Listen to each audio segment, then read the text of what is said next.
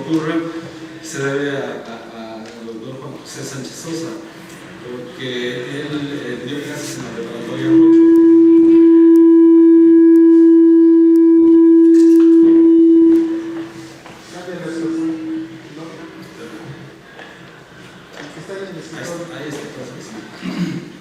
Como decía, él me dio clases en la preparatoria 8 aquí en la UNAM, y a partir de ahí él pues nos enseñó a un grupo de estudiantes pues lo que era la psicología conductual, la conducta.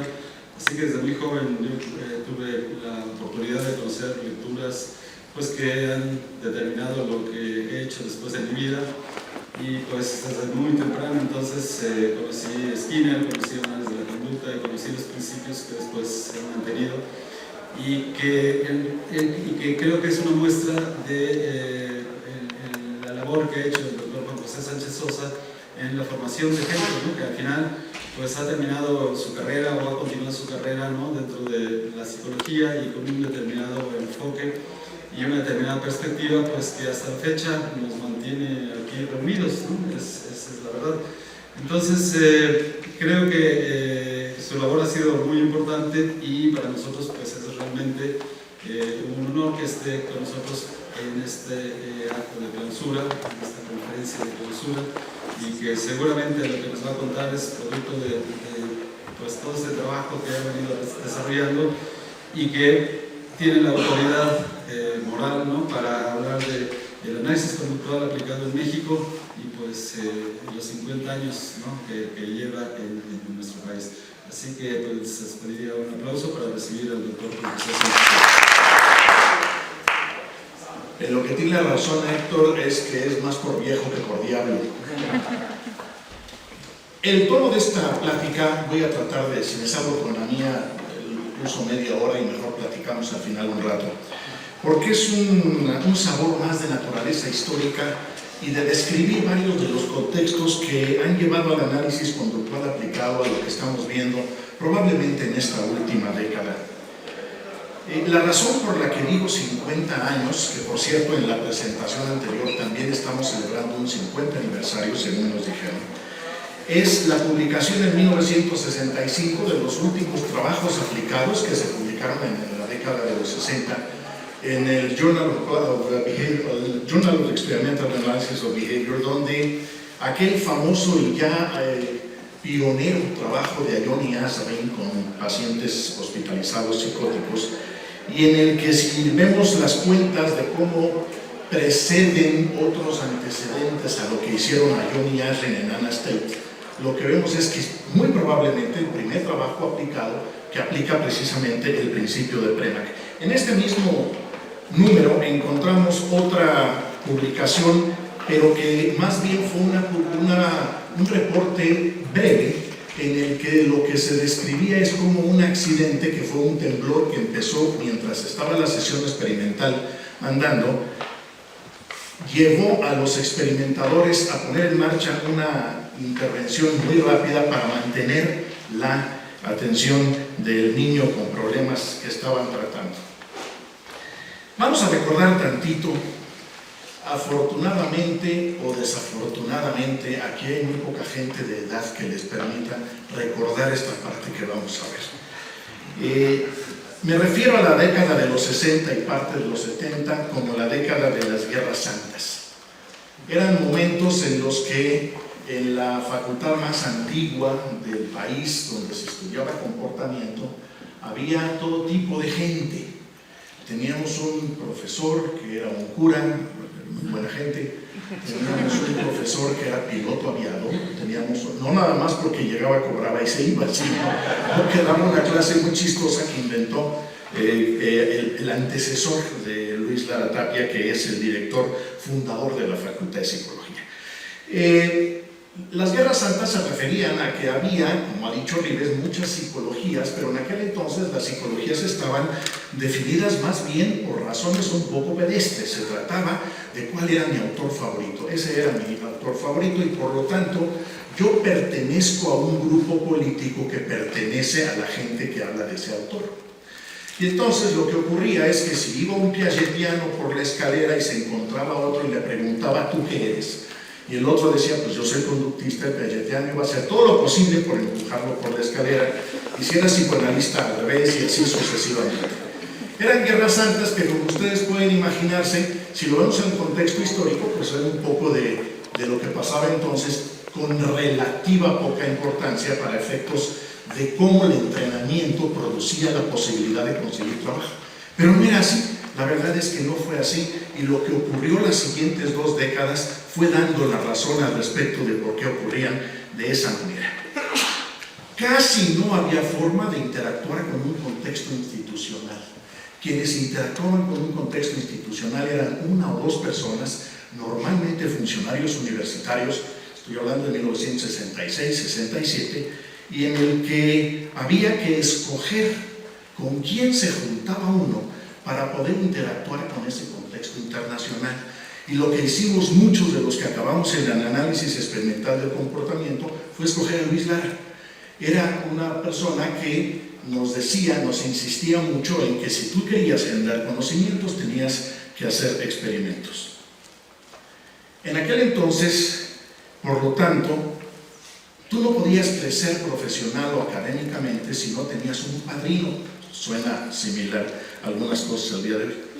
Y entonces lo que pasaba es que había necesidad de desarrollar nichos donde las condiciones permitieran trabajar y producir. Es decir, hubo necesidad de generar mecas, y hubo varias mecas importantes, de las cuales ustedes conocen la gran mayoría. Por ejemplo, en Jalapa, después otra meca fue Iztacala, después otra Guadalajara, y ahora afortunadamente las mecas se han diversificado mucho. Hay varias mecas en varios lugares donde existen las posibilidades para desarrollar un trabajo serio, para desarrollar un trabajo productivo. Si la encuentro, se las distribuyo. Hay una foto muy famosa tomada en el primer piso de la Facultad de Ciencias en la Universidad de Jalapa, en Veracruz, donde están Rives, Víctor Alcaraz, Florente López, Antonio Gaga, Serafín Mercado, Arturo Bouzas, Gustavo Fernández, y me parece ver atrás con cara de bebé a Francisco Montes. Si la encuentro, se las distribuyo para que vean que esa fue probablemente la primera meca en la cual hubo un desarrollo importante como grupo constituido en torno a una forma de pensar en el comportamiento humano.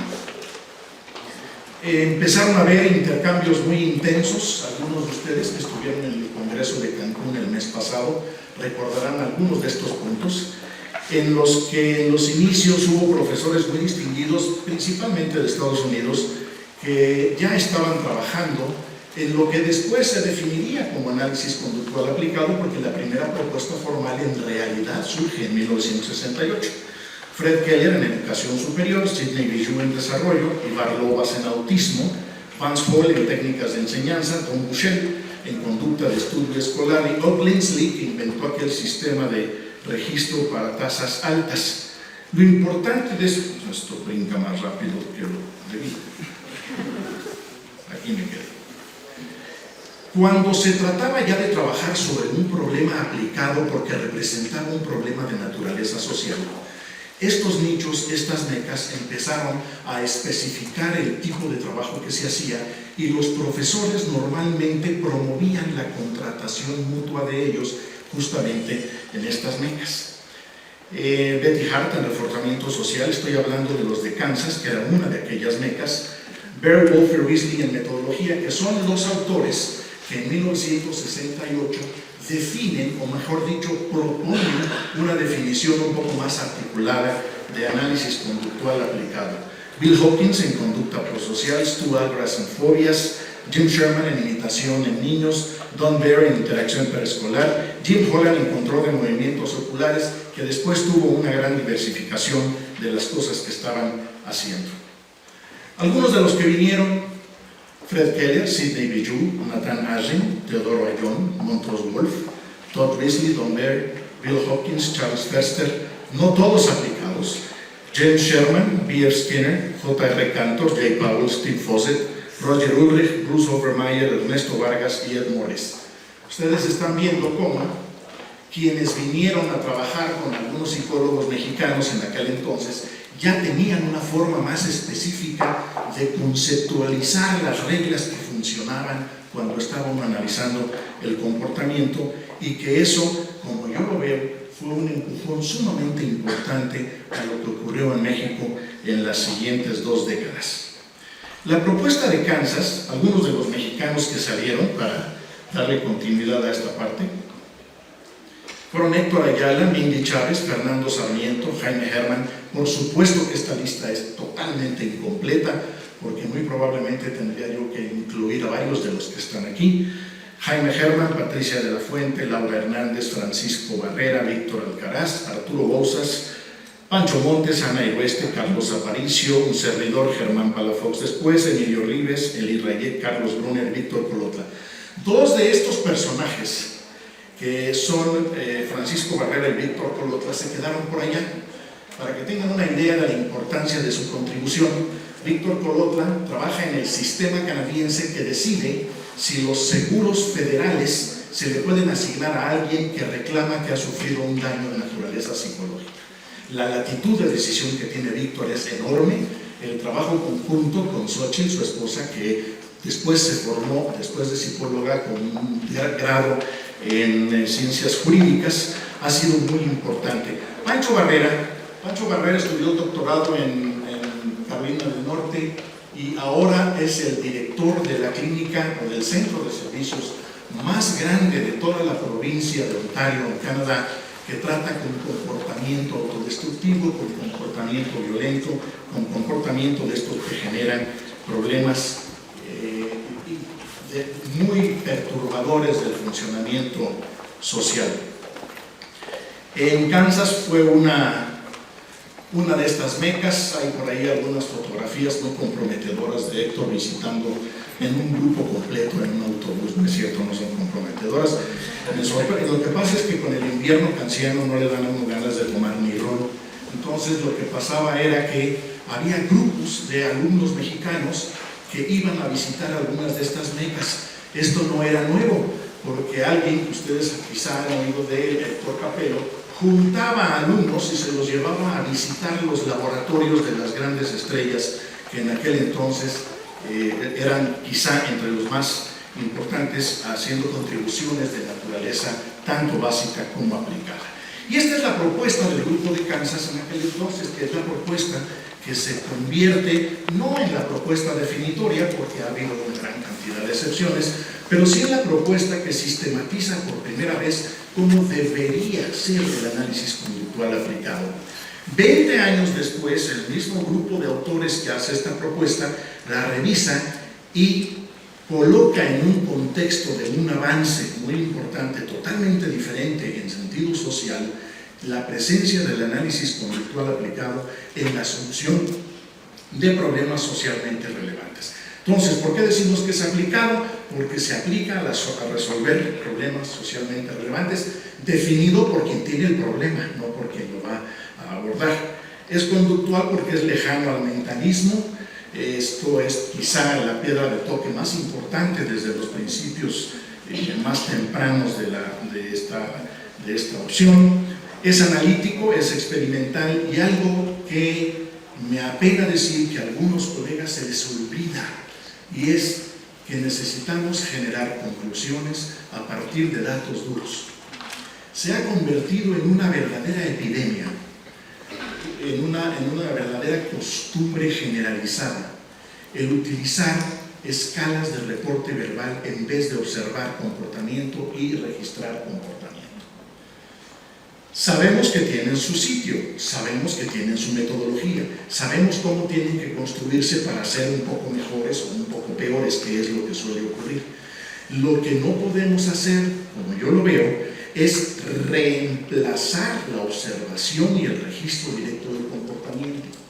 Quizá la única excepción que se ha derivado en el trabajo de analistas conductuales aplicados en las últimas 2 décadas y media aproximadamente es el registro automático de reacciones psicofisiológicas, pero que ya se han mostrado muy cercanamente asociadas en una enorme cantidad de ejemplos y en una gran cantidad de casos de respuestas del ser humano. Es tecnológico. Tan se propuso que era tecnológico que durante casi una década, en vez de llamarlos analistas conductuales aplicados, se les llamó ingenieros conductuales. Eso también ocurrió en México. Aquellos de ustedes que conocieron a Gustavo Fernández se acordarán que decía, él, en vez de usar el término ingeniero conductual, decía aprietatuercas. Y lo que decía Gustavo es que el aprietatuercas número 1 de este país era Benjamín Domínguez. Benjamín Domínguez, formado en Jalapa en buena parte, puso en marcha un programa de economía de fichas en el pabellón 5 de uno de los más importantes hospitales psiquiátricos a las salidas de la ciudad, fuera de la Ciudad de México.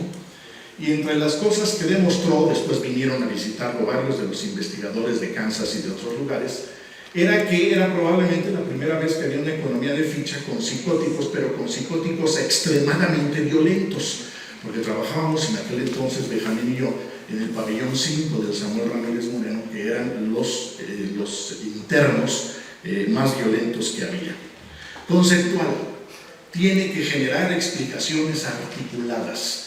Estas explicaciones tienen que poderse articular con base en los resultados, con base en el impacto social, pero siempre cercanos a la base metodológica que nos permite asegurar que lo que estamos viendo como efecto es el efecto de una intervención aquilatada, una intervención definible, y que al rato vamos a ver por qué se nos ha estado perdiendo un poquito la brújula al respecto de estas cosas.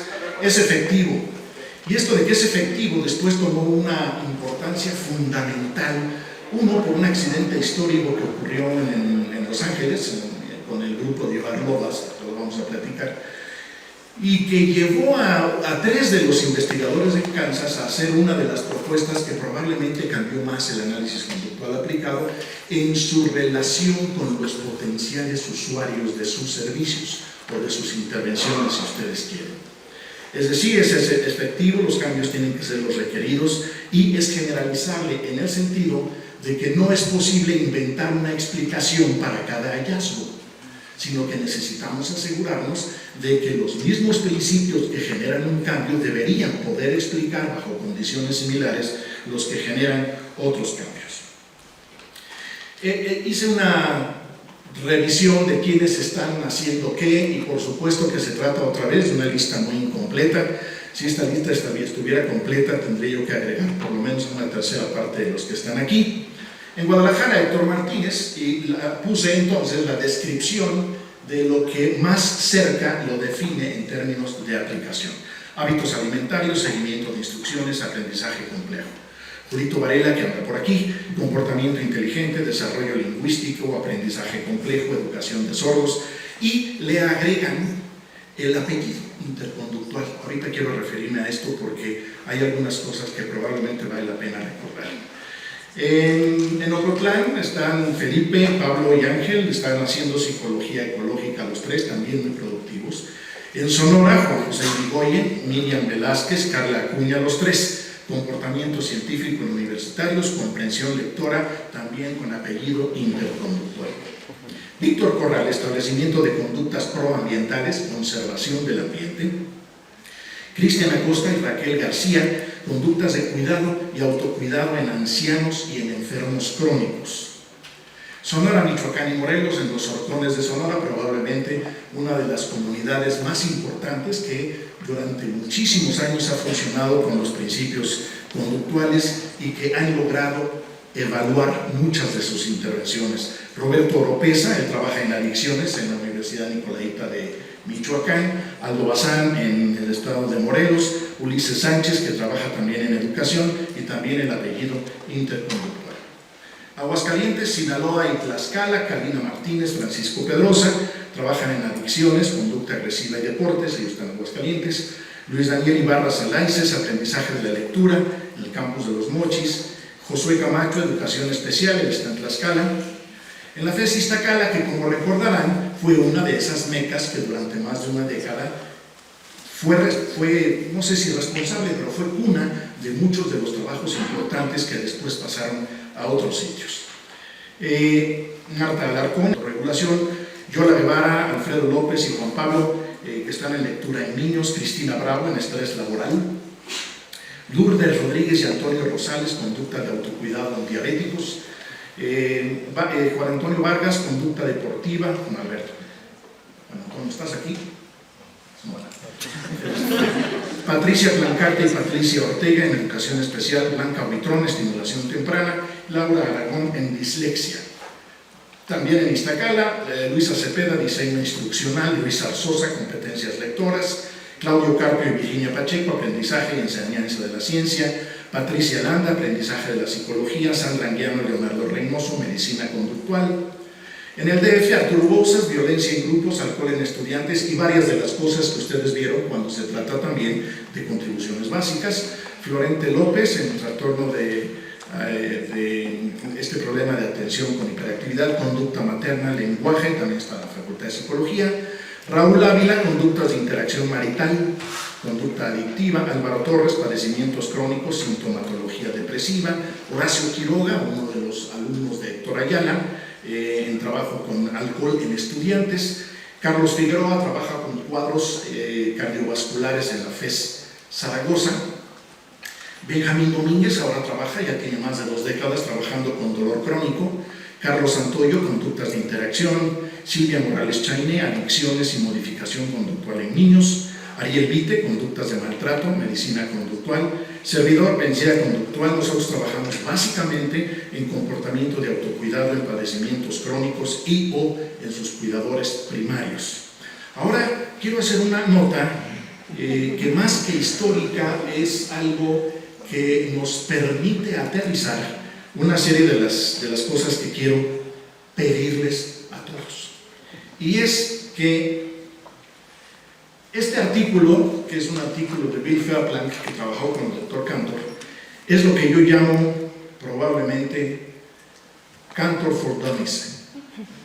Es un artículo muy cortito, tiene 8 páginas, y que en estas poquitas 8 páginas nos habla mucho de la historia de la formación, de la historia individual, de la historia académica y del contexto en el cual surge el interconductismo a pesar de una serie de condiciones sociales que estaban ocurriendo antes de la Segunda Guerra Mundial.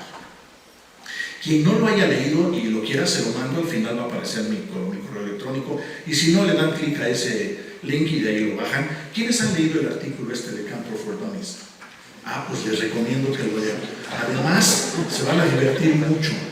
Los cantorianos van a decir, bueno, verás, pero ahorita quiero poner cómo Bill Fairplank describe a los 4 tipos de cantorianos que hay. Yo al principio pensé que estaba en alguna de esas categorías, pero ahora viéndolo de esa manera, estoy en unas para unas cosas, pero no para otras, cosa que a lo mejor está pasándole a más de uno. Fairplank nos propone que hay un gradiente de interconductistas. Grupo 1, y lo compara con cantar una canción a coro. Grupo 1 son los que se saben toda la letra de la canción y la cantan en perfecta armonía. Ese es el grupo número 1 de cantorianos. Fairplank propone que esos son los alumnos directos de canto, pero después describe cómo hay muchas otras formas de aprenderse la letra de la canción. 2, los que saben parte de la letra y pueden seguir la tonada, pero todavía tienen que tararear una buena parte de la canción porque no se la saben. Tercero, los que no se saben la letra y desde el principio hasta el final van llevando nada más que el tarareo. Y cuarto, los que han oído la melodía, la reconocen y les gusta.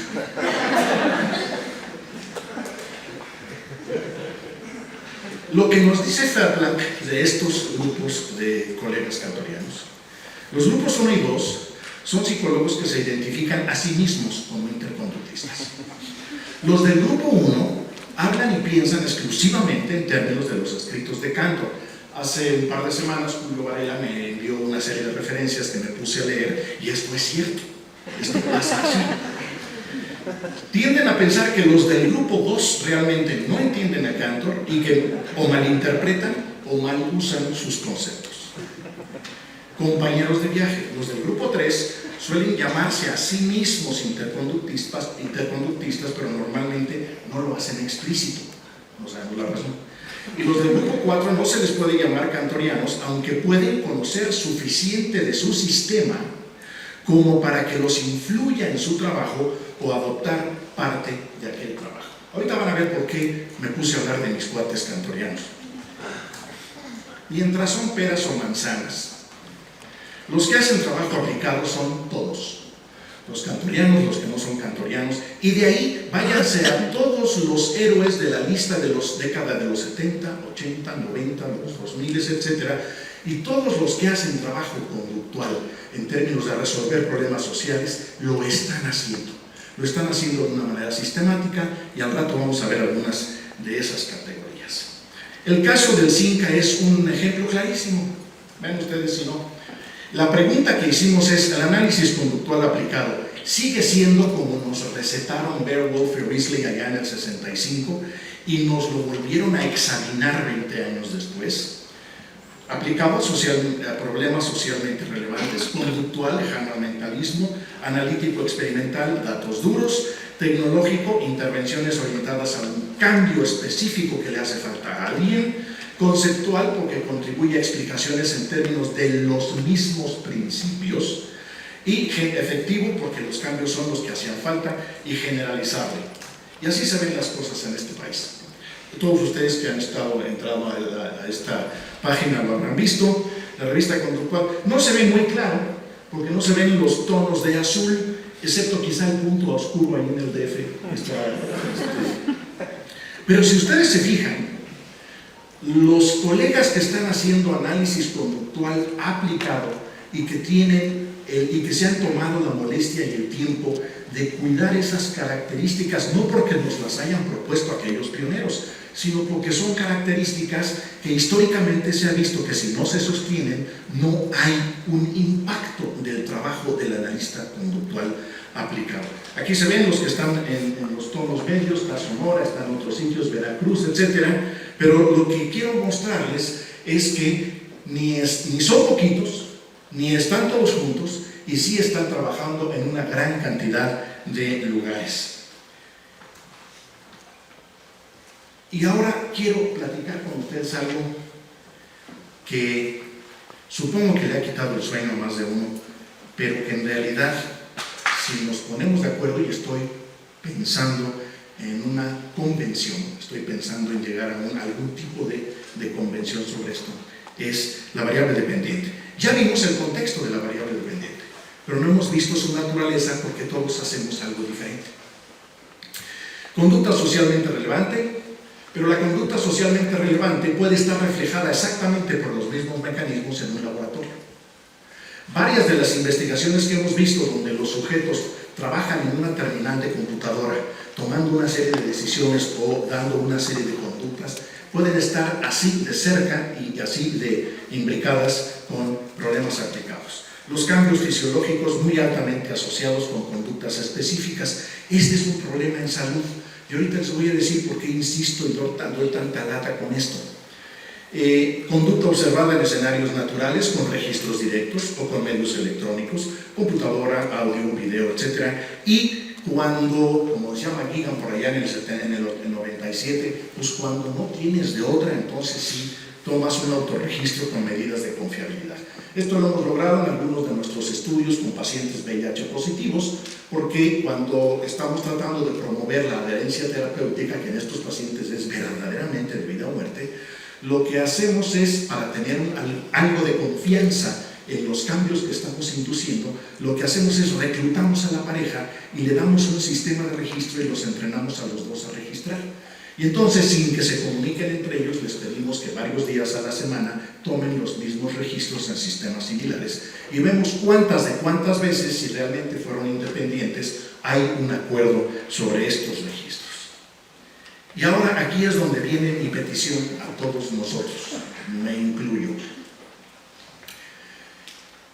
Quizá la razón que más debilitó en sentido social al análisis conductual aplicado, y estoy hablando de la década de los 80, fue un error social del reconocimiento de su labor y de sus intervenciones. Uno fue un accidente totalmente mediático. Una amiga de la mamá de uno de los niños que trataba Ibar Lobas en el centro en Los Ángeles, en su laboratorio en Los Ángeles, Le pareció que lo que estaba haciendo Iván Lobbas era trágico, terrible y no era sostenible y que violaba todos los derechos. Lo que hacía Iván Lobbas era utilizar intervenciones aversivas, pero usaba intervenciones aversivas solo en los casos en los que la intervención estaba reduciendo, suprimiendo, si ustedes quieren, una conducta que se estaba haciendo mucho daño al propio niño. Dos de los casos más conocidos era de uno que se mordía el antebrazo hasta verse el hueso, con sangre y con infecciones y todo esto, y otro que se daba golpes en la cabeza. Entonces lo que muestra Lobbas es que con un procedimiento bien administrado esto se reduce, pero solamente lo compraron como tal los padres de los niños. Cuando esto sale a radio y televisión se hace un escándalo gigantesco, y si ustedes leen a Iván Lobbas 15 años después, los procedimientos están modificados y quizá de ahí salió la famosa propuesta de la ética del castigo como procedimiento experimental, en el sentido de que no se vale usar castigo más que cuando no hay de otra. Segundo, no puedes causar daño tisular. Tercero, castigo lo usas solo para suprimir conductas altamente peligrosas para el propio sujeto o para otras personas. Y entonces, esta idea de que alguien debe poderle decir a la gente que no es especialista lo que estamos haciendo y por qué lo estamos haciendo de esa manera, es probablemente la propuesta que hace Montrose Wolf en Kansas, casi 10 años después, como 8 años después. Y lo que dice es, hemos descuidado los analistas experimentales que hacemos aplicación, hemos descuidado la imagen social de lo que hacemos. Y si estamos claros en que algo que tenemos que hacer es diseminar lo que sabemos hacer, de modo que sea necesario, de modo que se adopte y de modo que cuando busquen a un experto en esto, no busquen a un bombero, sino a un analista conductual aplicado, lo que tenemos que hacer es asegurarnos de garantizar esta validación social. Es quizá desde entonces que ocurre. No tengo datos, no tengo una referencia específica para suponer que la idea de Montrose Wolf salió del análisis del problema que tuvo Iván Lobbas, pero sí me acuerdo muy bien de que en uno de los proseminarios de los viernes allá, Montrose dijo precisamente que esto no podía seguir escalando. Entonces, ¿qué pasa? Para la interdisciplina, tenemos que trabajar con médicos en los hospitales, que a veces es muy difícil.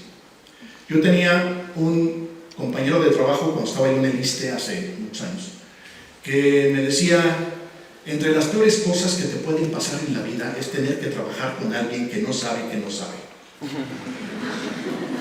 ¿Por qué? Porque vas a tener que usar esfuerzos gigantescos para poder persuadir a esta gente de que lo que estás haciendo vale la pena. Ahorita quiero mostrarle a ustedes algunos ejemplos, unos cuantos ejemplos del trabajo que hacemos. Y entonces, ¿qué necesitamos hacer? Necesitamos que nos entiendan gente que no sabe. Y eso supone un esfuerzo adicional del analista experimental de la conducta que hace trabajo aplicado. ¿Qué es lo que pasa? Les doy un ejemplo, uno de tantos. Trabajamos en varios hospitales, uno de los que está aquí cerca, Algea González. Mostrábamos en las juntas de los viernes, donde está todo el personal médico, los avances de nuestros datos, gráficas muy claritas de cómo las cosas iban cambiando. Mostrábamos cómo se reducían una serie de reacciones emocionales que estorban mucho el tratamiento médico, etcétera, etcétera. Y la respuesta que obteníamos es, pues qué interesante, y nada más. No fue sino hasta que empezaron a haber cambios de otra naturaleza que ellos dijeron, lo primero que nos dijeron es, no sabíamos que ustedes pudieran hacer de esto. Y así empezó quizá uno de los primeros contactos, hace ya casi 17 años, que llevó a lo que hoy ha permitido crecer el programa de medicina conductual en la universidad. Estos son datos que algunos de ustedes vieron en Cancún el mes pasado. Las barras oscuras, las barras anaranjadas fuertes, las chaparritas casi todas, más, es cómo está el comportamiento de estos pacientes VIH positivo al respecto de una serie de conductas que sabemos afectan su conducta de adherirse al tratamiento antirretroviral. Tenemos de izquierda a derecha en los pares de barras, recreación, conductas observadas, recreación, descanso o dormir, tareas domésticas, apego terapéutico, la adherencia, desempeño laboral, ejercicio físico, comunicación de pareja interacción social, expresión afectiva, encuentros sexuales y funcionalidad sexual. Si ustedes cotejan los valores de todas las barras anaranjadas con las barras más pálidas, las barras anaranjadas lo que representan es las mismas medidas antes de poner en marcha el protocolo articulado y administrado por los psicólogos.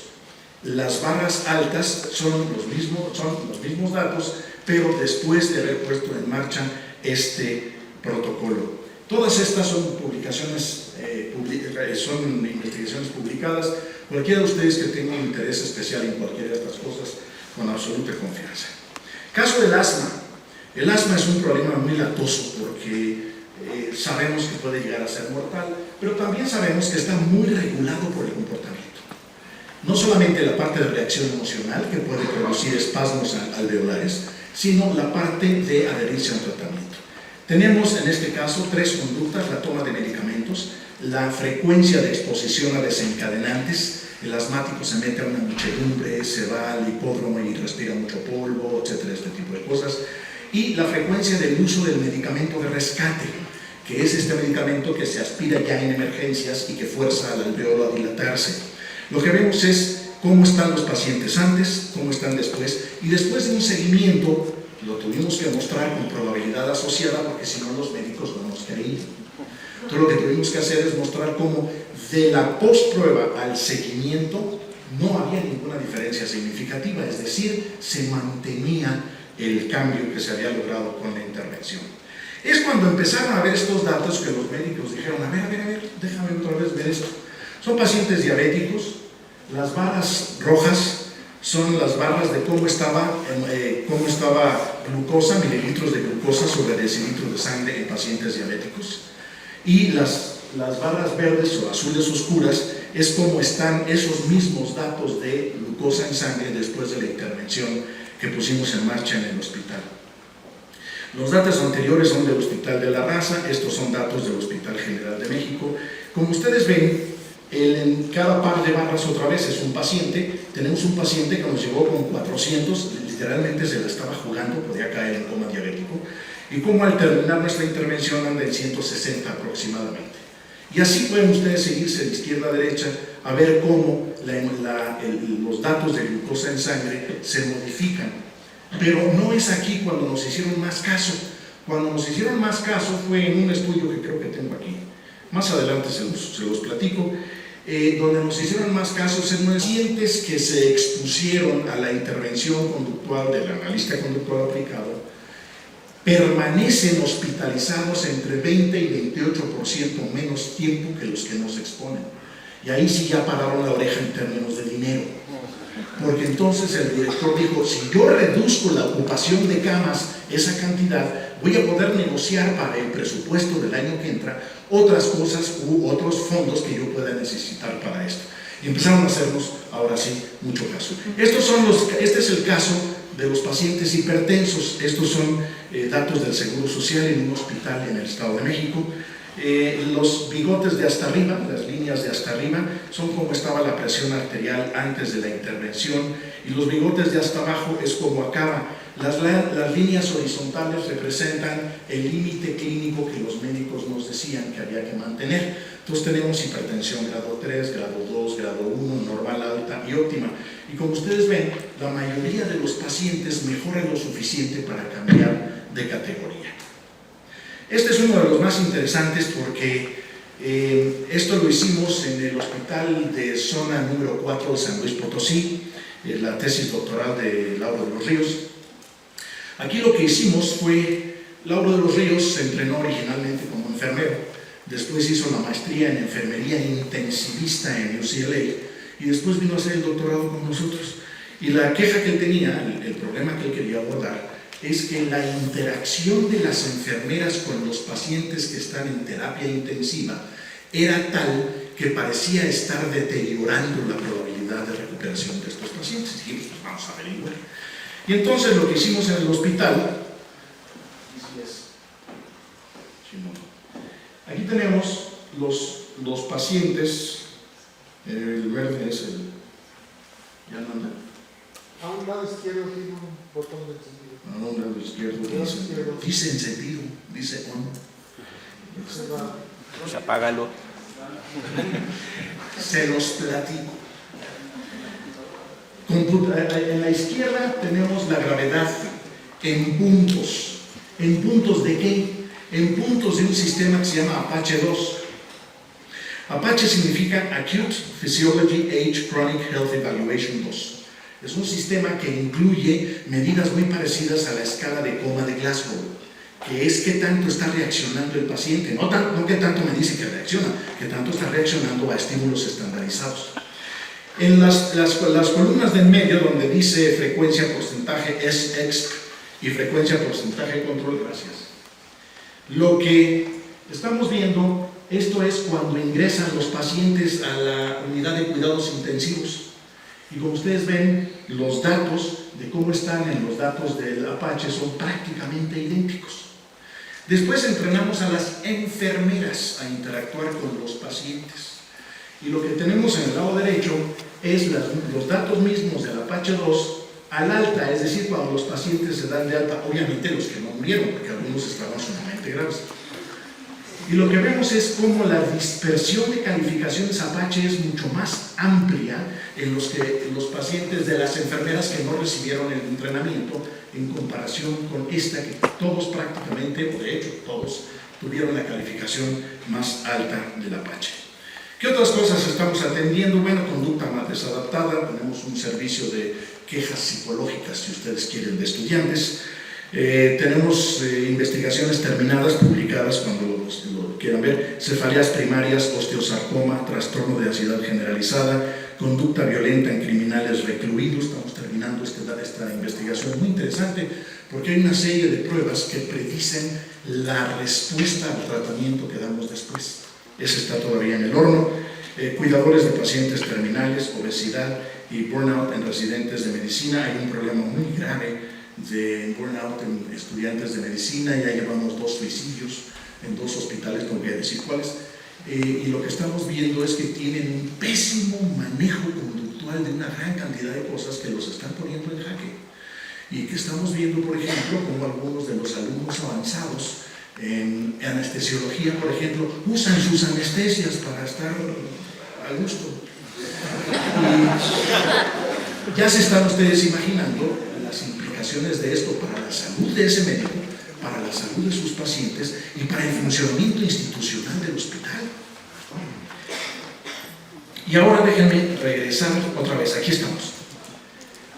Y permítanme regresar a la mosca en la pared. Si tenemos el requisito de replicabilidad, si tenemos la tipificación de procedimientos como algo que nos distingue de otros que intervienen aplicadamente, si la naturaleza de la confiabilidad en escenarios naturales es un punto fundamental de nuestro trabajo, la validez ecológica y la validez social, que les decía yo que a lo mejor surgió del caso Lobas y después echó a andar en Montrose Wolf. Resulta que para todo lo que hacemos los analistas conductuales aplicados, del sistema que seamos, de la persuasión que seamos, de lo que sea que estemos haciendo, es fundamental para la interdisciplina y para la diseminación. Si no, no podemos negociar con otros profesionales. ¿Qué es lo que me encontré? Se los digo.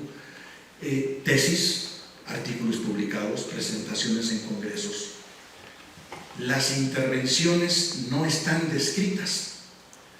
Lo que se describe es el nombre habitual que se le da a la intervención. Pero si me preguntaran, espérate, sí, ya entendí que lo que dices que hiciste fue, qué sé yo, psicoeducación. Pero si hubiera una mosca en la pared, ¿qué diría que vio? ¿Qué es lo que te vio hacer? Llegó alguien, se sentó, le dijiste, ¿qué te dijo? ¿Qué?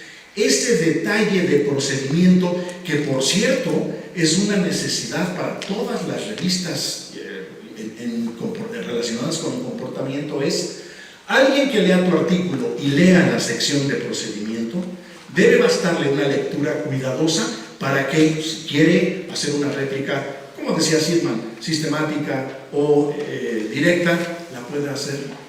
Casi no lo estamos haciendo. Eso nos pone en una dificultad importante, porque entonces no va a haber otros alumnos, otros colegas, otros profesores que puedan hacer este tipo de réplica. Tenemos que ser un poquito más modestos. Claro, podemos utilizar la naturaleza de las explicaciones que nosotros creamos es la más cercana a esas explicaciones teóricas articuladas, si son cantorianas, si son skinnerianas, si son de otro tipo, pero lo que no podemos dejar de hacer es hacer una descripción sistemática y cuidadosa de esos procedimientos. Y entonces, si me preguntaran, ¿esto ha sobrevivido? Sí, ha sobrevivido. Sí hay el análisis conductual aplicado, sigue siendo aplicado, conductual, analítico, tecnológico, conceptual, efectivo y generalizable. ¿Qué sabemos ahora que está tan de moda hacer metaanálisis? Lo que sabemos es, en la gran mayoría de los estudios donde se comparan intervenciones derivadas del análisis conductual aplicado con otras, las del análisis conductual aplicado muestran ventajas importantes en los resultados, por intervenciones comparadas de diversos tipos. Magnitudes de cambio, la permanencia del cambio han resultado superiores cuando se comparan con otras. Y las fuentes incluyen metaanálisis. ¿Cuál es la perspectiva profesional? No lo conozco en estos casos, pero sí les puedo hablar del programa de medicina conductual.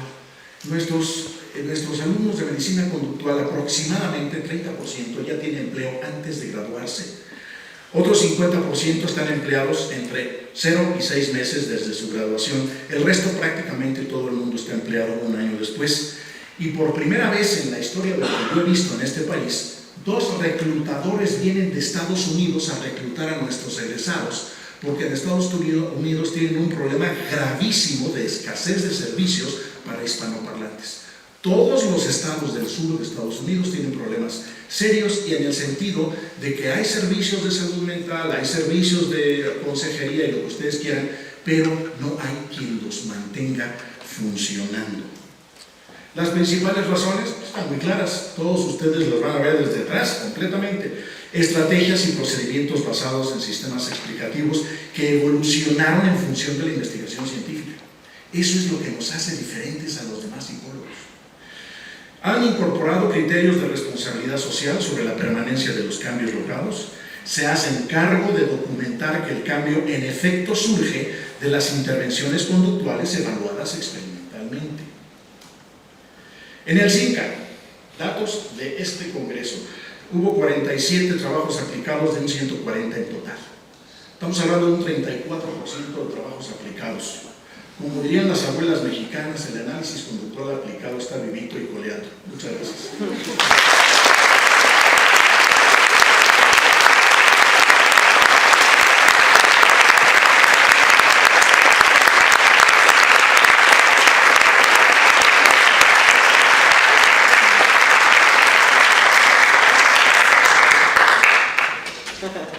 Muchas gracias, Carlos Aparicio.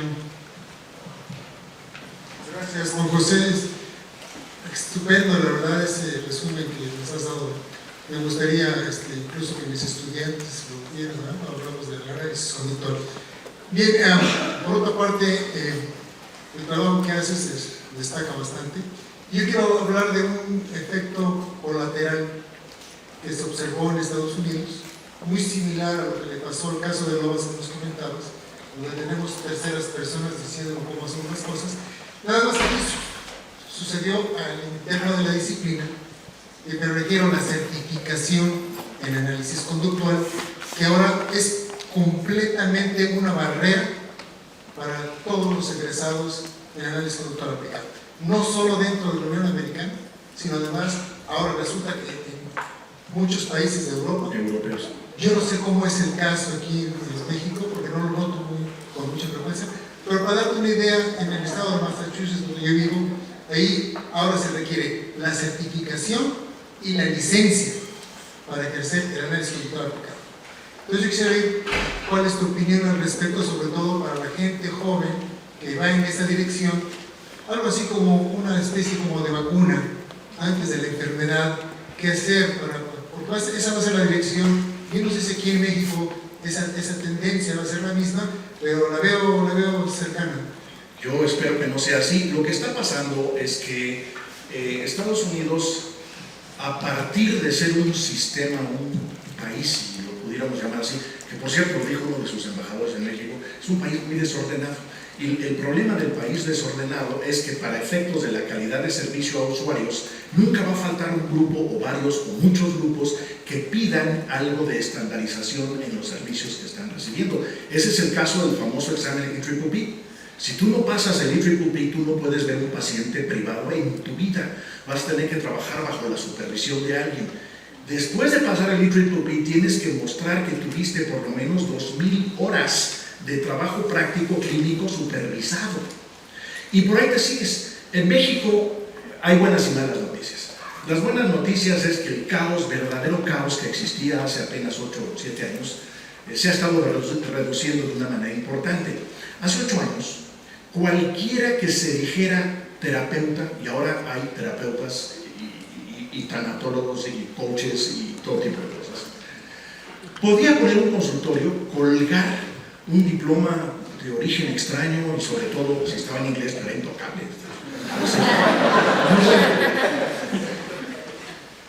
Hasta que les fue cayendo el 20, pero fíjate, a los legisladores, fueron las comisiones de la Cámara las que empezaron a pedir este trabajo. Lo que empezaron a ver es que se podía hacer mucho daño si quien estaba dando un servicio de naturaleza psicológica no estaba bien preparado. Y entonces, por primera vez se aprueba en México la famosa Ley de Salud Mental, que empezó en el DF y que ahorita ya se adoptó en otros 9 estados. Esa es la parte de buenas noticias. Ya no cualquiera puede llamarse terapeuta. Desde antes no se podía llamar psicólogo, porque el título sí estaba protegido federalmente. Pero esta otra de la adopción de la Ley de Salud Mental que pide o que exige que quien dé un servicio especializado de esta naturaleza no puede tener menos que maestría, o lo que tiene es un consultorio clandestino. Esas son las buenas noticias. Las malas noticias es que si tienes razón, a lo mejor en 10 o 15 años nos vamos a ver con este verdadero exceso regulatorio que normalmente surge de grupos con intereses. Y eso le pasa desde la National Rifle Association hasta la que tú quieras. Y si los psicólogos, para, como dices, curarnos en salud, no somos los primeros en proponer esos lineamientos, nos los van a imponer de fuera. Eso acaba de pasar en Canadá. Lo que pasó en Canadá es que el gobierno federal les dio a los psicólogos canadienses 4 años para tener una legislación articulada para las 12 provincias en el sentido de quién podía hacer qué cuando estaba dando servicios en salud. Y los canadienses se pusieron las pilas y en 4 años le hicieron una propuesta al Parlamento diciendo: los psicólogos que no tengan esto no deberían poder ejercer. Yo pienso que hay que movernos hacia allá, pero los psicólogos no vayan a salir de otro lado. ¿Tenemos tiempo para una pregunta más? Comentario, queja, lo que quieran. Comentario, queja, sí. Reclamo.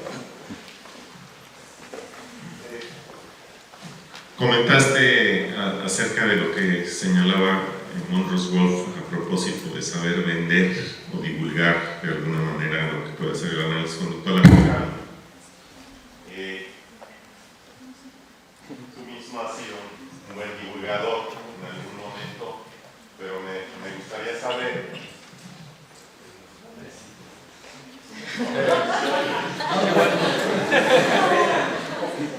Me gustaría saber cuál es tu perspectiva en México alrededor de esta tarea, que es una tarea colectiva.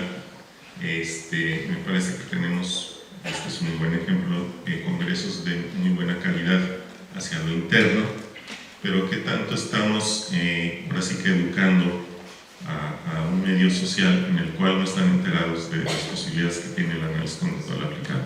Tienes toda la razón, tenemos que empezar a educar, hay que empezar por educar a nuestros educadores, empezar por educar a nuestros políticos, empezar por educar a la sociedad en general, y ahí muchas veces se nos han olvidado el poder que tienen los medios. Yo todavía veo en algunos canales de televisión entrevistas donde en el cintillo dice psicólogo de tal lugar y oigo lo que están diciendo y me atrapa el pánico. Yo dije, ¿quién le dijo a quien reclutó a este hombre o a esta mujer que se trataba de un especialista que podía hablar de eso? Yo soy de los que creen 2 cosas. Una es, tenemos que aceptar la responsabilidad de poder hablar a los medios y de poder hablar a comunidades abiertas. Es algo que tenemos que hacer y será mejor que empecemos pronto. Yo sé que muchos de ustedes ya lo están haciendo por la naturaleza del trabajo que hacen en sus universidades, en centros comunitarios, etc. Pero el segundo es probablemente igual de importante. Hace un mes estaba yo en el Instituto Nacional de Perinatología y presentamos los datos de pacientes que tratamos con cáncer de mama en el Instituto del INCAN. Y lo que decíamos era cómo esos cambios habían logrado una serie de mejoras, desde las mejoras clínicas vistas por los ojos del oncólogo, las mejoras en la familia, las mejoras en la propia señora, etcétera, etcétera. La pregunta al final fue de un psicólogo y dijo: ¿cómo logran ustedes esos cambios? Las buenas noticias es que el psicólogo que preguntó eso, que no es analista conductual, ni aplicado ni básico, es un psicólogo que surgió de otro lado. Y le dije: mira, con mucho gusto te mandamos los procedimientos.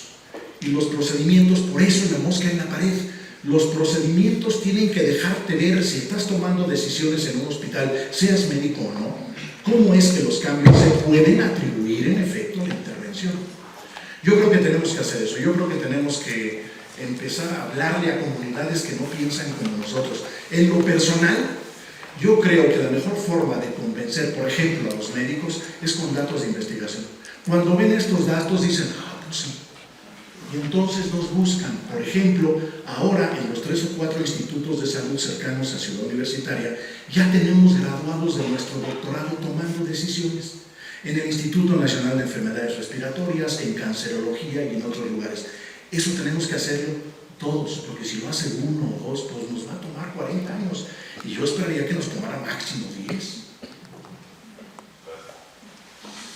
Muy bien. Muchísimas gracias.